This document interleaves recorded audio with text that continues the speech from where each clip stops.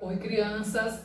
A aula de geografia da semana é falando sobre a agricultura. A tia colocou um vídeo lá que mostra para vocês o que é agricultura, em que consiste a agricultura, quais os cuidados que devem ter com a terra, para que o vegetal se desenvolva bem, né? E que futuramente nós possamos consumir, aproveitar dela tudo que ela pode nos dar para o consumo ou para a venda, e muitas outras observações que vocês vão encontrar no livro. Abra aí nas páginas 67 a 69, certo? E a tia vai dar aqui para vocês mais umas explicações, só para vocês entenderem um pouco mais. Além do vídeo, tem um livro para vocês também praticarem a leitura e observar aqui alguns pontos que serão mais explicados, certo? Vamos lá.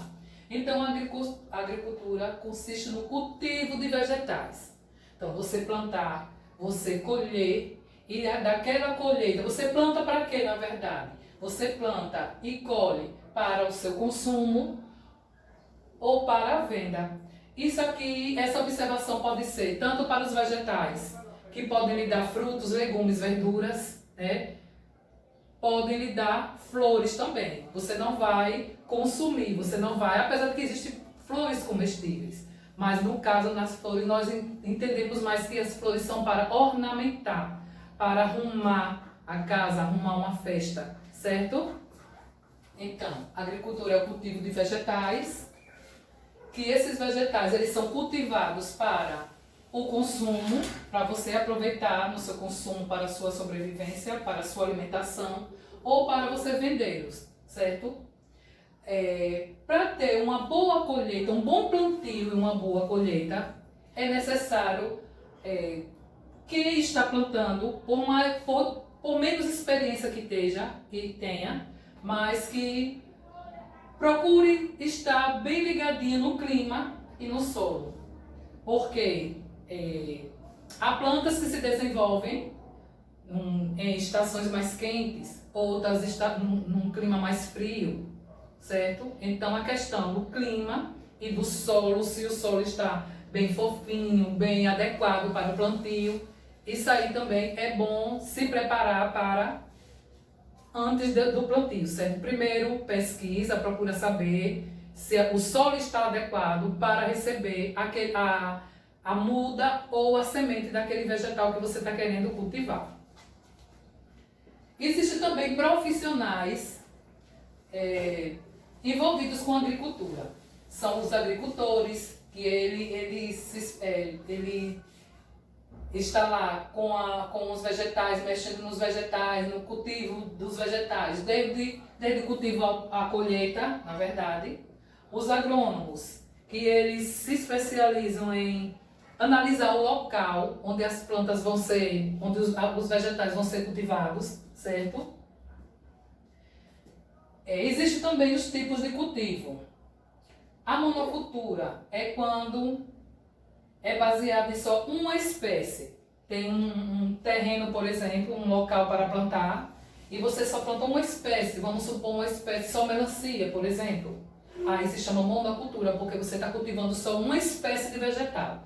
Quando você passa a cultivar várias espécies, você cultiva melancia, em uma área você cultiva, estou falando de fruta, né? Cultiva melancia, cultiva goiaba, ou também você passa a cultivar em outro canto, tomate, batatinha, tem várias espécies de vegetais sendo cultivados, aí se chama policultura.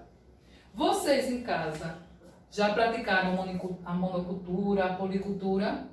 Eu conheço alguém de vocês que tem plantas cultivadas em casa e já até se beneficia dessas plantas, colhem os frutos para fazer suco, certo? Então, quem ainda não pensou em, ao mesmo tempo está cuidando da natureza, está tendo, né? Está tendo na pessoa assim o amor, está cultivando também o amor em cuidar da natureza e sabendo que além de cuidar da natureza, você está tendo um vegetal para o seu consumo, certo? Para purificar o ambiente onde você mora, serve para tudo isso o vegetal.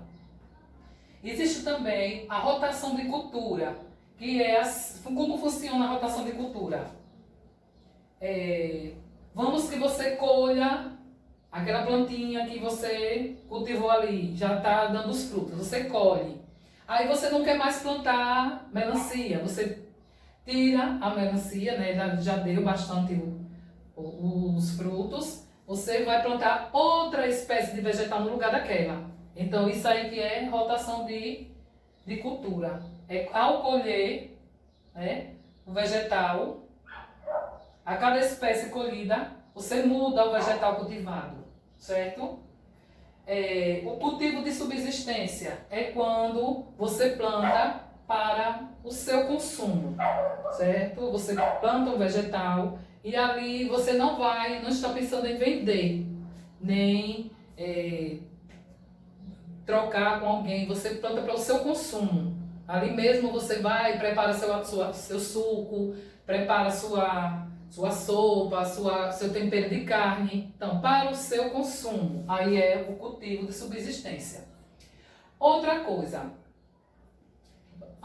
tanto em pequenos plantios quanto em grandes plantações, exige-se o uso de máquinas, equipamentos e a questão dos agrotóxicos, que nós vamos conversar já sobre isso, um caso à parte. Máquinas, na verdade, elas são utilizadas quando tem grandes extensões de terras, né? Pequenos proprietários, o que é que eles fazem? Eles utilizam a própria família para plantar, para colher. Já os grandes empresários que têm hectares e hectares de terras, eles precisam se aperfeiçoar, né? Isso aí, o uso de máquinas, aperfeiçoar seus funcionários até. E utilizar as máquinas em qual sentido? Para facilitar a colheita, para ser mais rápida a colheita e facilitar, certo? Equipamentos também, equipamentos de proteção, a pessoa utiliza os equipamentos, boné por causa do sol, chapéu, roupas compridas, a questão também de se proteger enquanto estiver trabalhando, se expondo ao sol. Não é isso? E a questão dos agrotóxicos, que é uma questão muito séria. Nós sabemos que os agrotóxicos são produtos utilizados para conter o excesso das pragas nas plantas. Nós sabemos que as plantas, quando elas estão começando a se desenvolver, quando estão surgindo os brotos, né, já começam os bichinhos a se alimentar dessas plantas e futuramente dos frutos, se chegar a conseguir botar os frutos, né? Muitas vezes os insetos, eles vão se alimentando das folhas, gafanhotos, formigas, certo? Aí os agricultores, eles utilizam agrotóxicos. Mas os agrotóxicos, nós sabemos que também prejudica os vegetais, certo? Prejudica o solo. Então, é uma questão muito séria o uso de produtos químicos nas plantas, certo? Até porque, mais aqui, né, vou falar também sobre os cuidados com o consumo e o cuidado também com a natureza, explica que nós devemos usar coisas naturais, nós devemos usar adubos orgânicos, ao invés de colocar produtos para matar as pragas, que acaba penetrando no solo e acaba também a planta absorvendo. Então, vamos preferir usar coisas orgânicas. Muita gente utiliza misturas feitas em casa, com água, com plantas, com folhas, com casca de ovos, certo? Aí, olha uma atividade também que a tia vai pedir para vocês fazerem. Vocês vão pesquisar sobre adubos orgânicos. Adubos orgânicos são preparados com casca de folhas, casca de ovos, certo? Só com coisas naturais. Nada de colocar produtos químicos para não até comprometer a nossa saúde, porque nós vamos ingerir esses frutos, certo? Esses legumes, essas verduras, e pode também afetar a nossa saúde, que nós sabemos que também afeta, certo? Então, quais os cuidados que nós devemos ter com os vegetais, com o cultivo, né? Na verdade, você cultivar uma planta, você tem que ter responsabilidade. Por quê?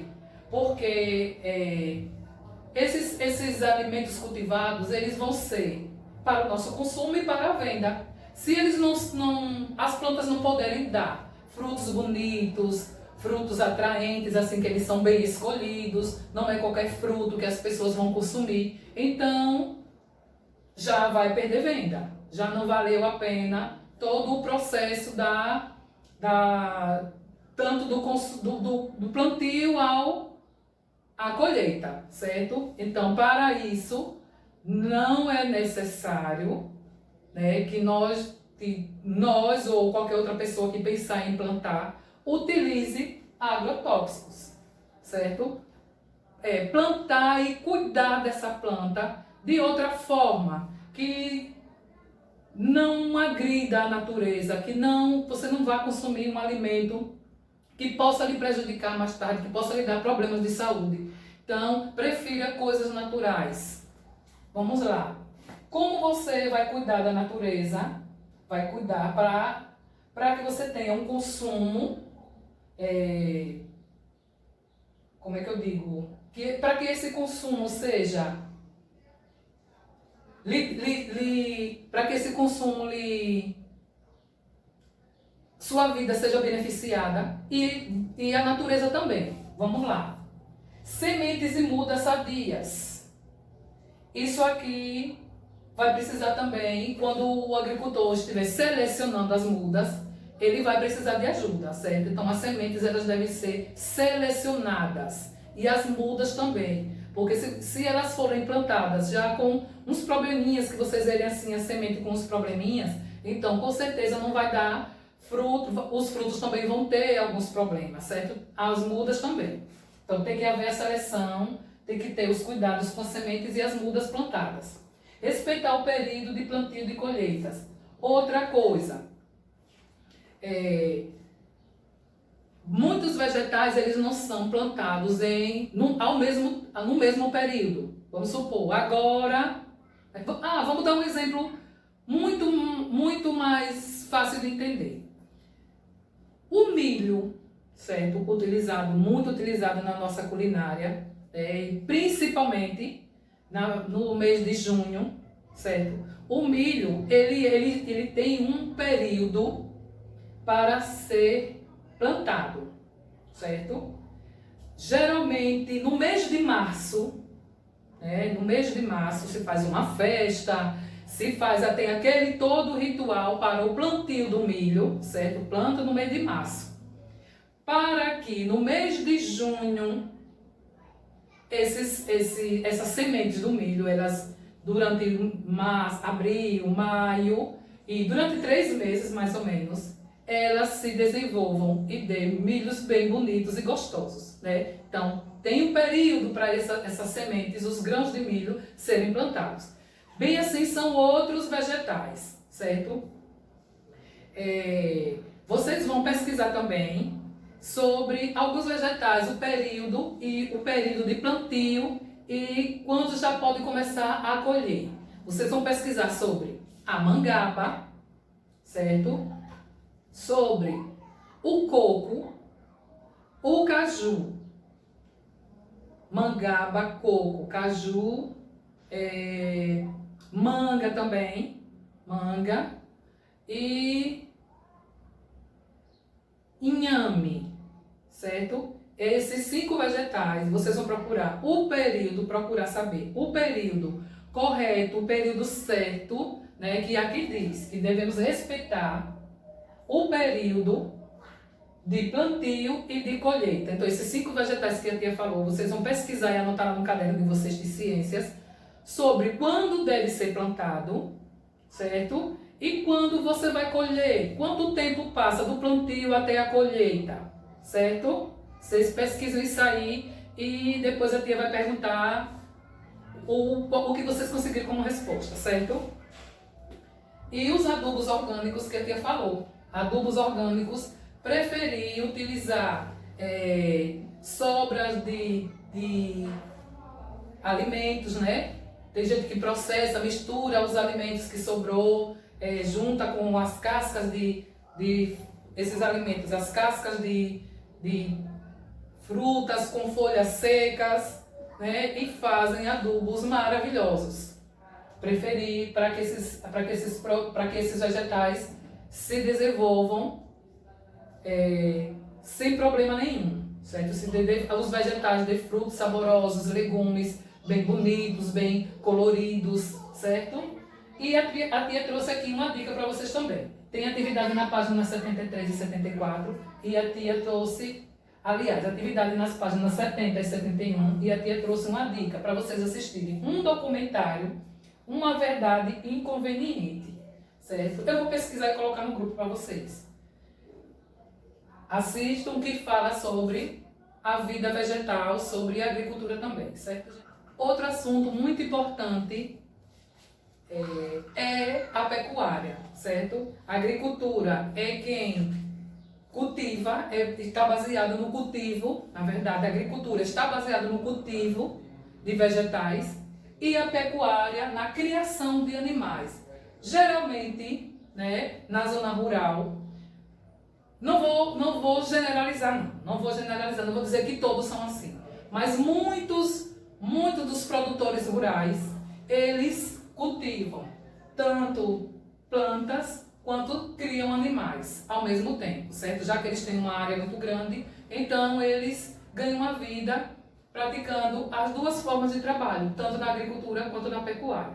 Há quem só foque a agricultura, há quem foque só a pecuária, mas há também quem foque os dois, tanto a agricultura quanto a pecuária, já que tem terra na zona rural, certo? Então vamos lá.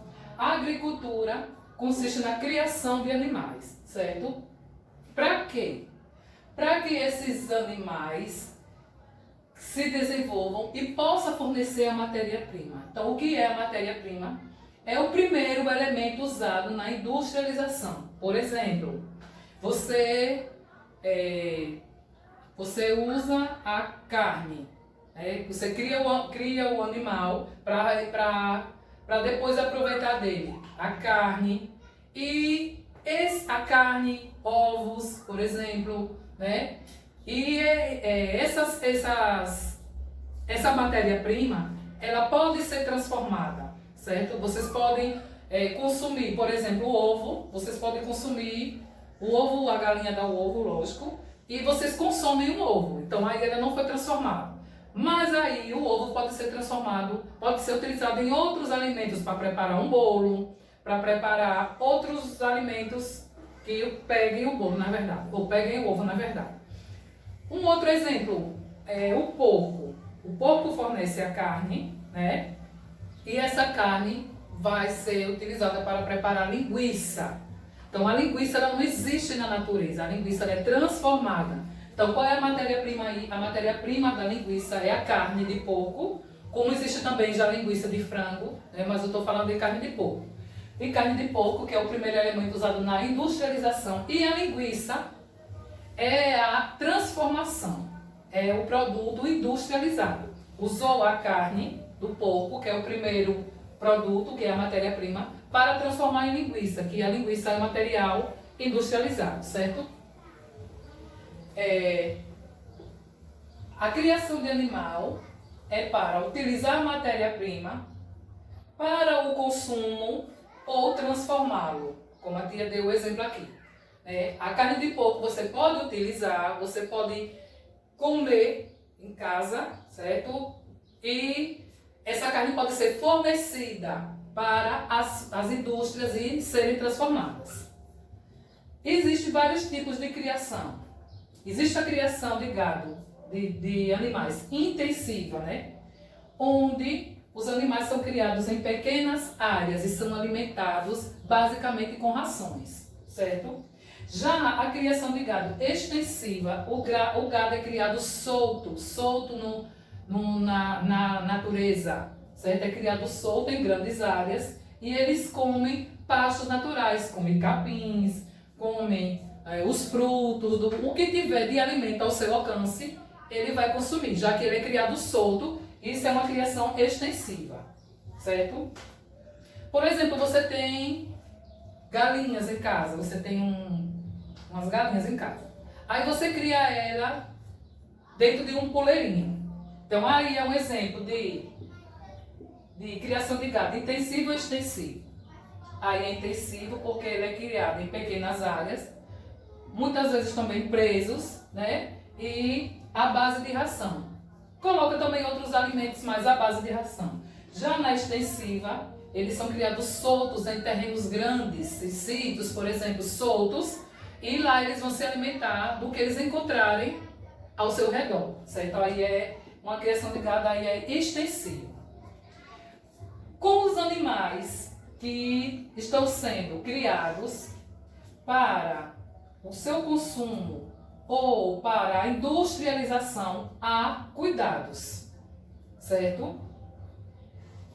Existe a vacinação, né? Que os animais, periodicamente, eles têm que tomar as vacinas para não ficar doentes, né? Que é um compromisso muito sério com quem trabalha na pecuária e cuida de animais, para que esses animais eles não fiquem doentes e as pessoas não consumam carne de animais doentes. Então, precisa seguir essas regrinhas aqui e outras que vocês vão encontrar no livro de vocês nas páginas 73 e 74. Dê mais uma lida nesse assunto para reforçar, além do vídeo que está indo para vocês assistirem também. Vacinação, certo? Alimentação também. Eles têm que ter uma alimentação regrada para crescerem fortes e sadios, certo? Remédios também têm que ser tomados periodicamente, e tem que ter tudo isso uma assistência veterinária. Os veterinários eles devem ser contratados para fazer esse acompanhamento, né? Observar o período de vacinação, observar os remédios que os animais estão tomando, se detectar algum problema de saúde, certo? E também ser bem organizada essa questão da alimentação para que os animais não consumam qualquer alimento, né, e fiquem doentes. Tanto é que nós somos, o Brasil é um país assim que fornece muito alimento para outros países, muita carne bovina, muita carne de frango, né? Então há uma investigação muito grande assim, antes da carne sair do Brasil, né? Ela é passada por várias observações, né? Os animais eles são abatidos, todos limpos, a carne toda limpa, certo? E essas carnes elas passam por uma inspeção. Inspeção é observação, é o período de abatimento, quanto tempo tem aqueles animais, quanto tempo de vida, não pode ser muito novinhos ainda. Eles são criados para um certo tempo de sua vida serem abatidos. Então tudo isso tem que ser analisado antes dessas carnes serem mandadas para outros países, certo? Outros países, o Brasil é um país assim que vende muito carne de animal para outros países.